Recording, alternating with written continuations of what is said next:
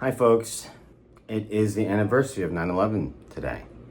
And just yesterday there was another recent tragedy. Charlie Kirk was shot on campus in Utah. He was a conservative speaker. I love this guy. I think he's sharp as fire. I always get an enjoyment listening to him. But the event was very tragic. And so I'm going to present both of those subjects here in the context of conquest and communion. If any of you guys are familiar with Charlie Kirk and what he does, he tends to do these things on college campuses. A whole lot of people gather around. It's a gathering. It's a communion. It's a place where thoughts and ideas are expressed and shared, maybe grappled with. But this is communion. And then we have a shooting event which resulted to a tragic loss of his life. Does that mean communion is bad? No. So if there's any form of restoring, saying gatherings and communions like that is what the killer is, stop right there. The distinction is here. The gathering and the thoughts of these ideas is the communion. It cultivates life. Because you see a whole lot of people gather around. Cultivates life. Conquest, it is the loss of life. What conquest says, it's the expression of communion and then the message of death. Blaming this engagement of communion as conquest. That's the narrative that's happening. Society should have this part of the conversation expressed somewhere, like I'm doing here, so they understand how confusion and distortion can really twist the narrative. Gatherings of communion, the expression of these ideas, even the ones that you don't agree with, that is communion, that is life. The silencing of that's conquest. That is anti-life.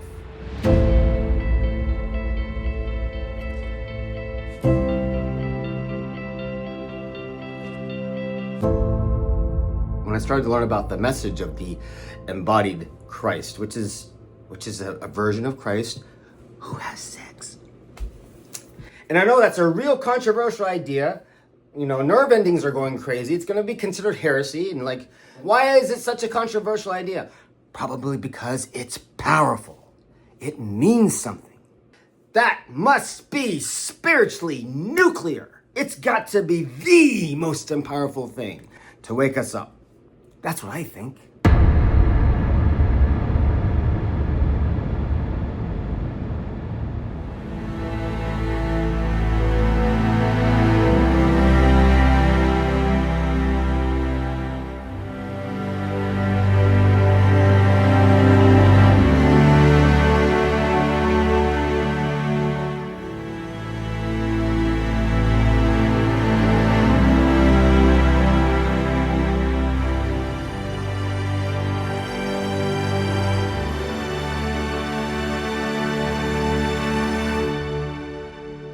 And did the message take hold? Oh yeah.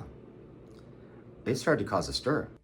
I think things emerge in paradoxes. For example, when that signal of the embodied Christ and sacred sexuality, once that message returned to the zeitgeist, boom, here's, erotic truth has resurfaced, resurrected, boom, the second coming, boom, right? And what happens as a result of that effect?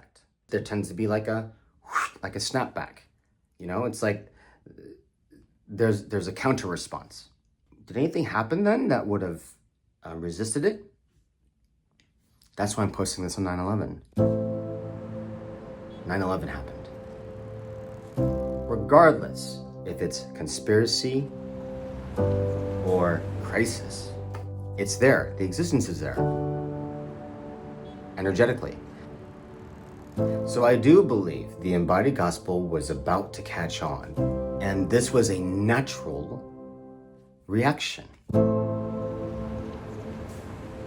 took about 20 years for sexuality to run rampant. Just before Me Too is when it was hitting its fever pitch, which led to quarantine, which led to us now, from the year 20 to 2025. It's been what feels like to me a state of Armageddon. It's like this internal warfare of what's true. you know? And now the message of the embodied and neurotic gospel comes back. Counterbalance, right on time. So this is the message of communion and conquest. It is the message of embodiment and disembodiment. It is the message of our time, folks. This is why I bring it to you in 9/11. I am a part of a chorus of voices that is representing this message coming again. Embodiment and communion. I feel the warmth and communion of 9/11 back then. There is both conquest and communion. You can't collapse it into one and call it all done. Like, That is a conquest message of erasure. No. We keep it open and clear. Both coexist. What conquest says, it wants to overpower communion in life that it can't generate, so I'm going to kill that guy because I can't create it myself. That's conquest. There's like a jealousy, there's a hurt, there's a pain, it's hard to face. But that's how it happens. Conquest turns to communion. You can make the decision not to kill that guy, and you can put in the work to be the opposite guy. To be the one that, the one you try to kill is the one you love. There is a poetic truth in that in some circumstances.